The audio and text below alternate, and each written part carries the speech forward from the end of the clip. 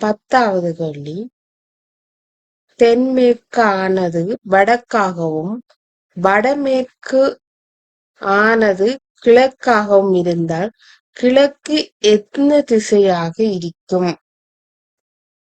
தென்மேற்கு வடக்காகவும் வடமேற்கு கிழக்காகவும் இருந்தால் கிழக்கு திசை என்ன திசையாக இருக்கும்? ஓகேயோ? இதுக்கான வரைபடத்தை பார்ப்போம்.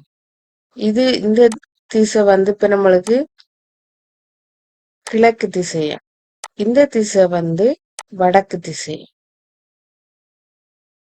அப்ப இது வடக்கு திசைன்னா இதுக்கு எது திசை? இது தெற்கண்டு வரும்.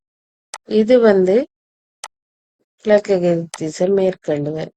கிழக்கு திசை என்னவா இருக்கு? தென்மேற்கு திசையா இருக்கு. தென்மேற்கு திசையா இருக்கு. விட சி.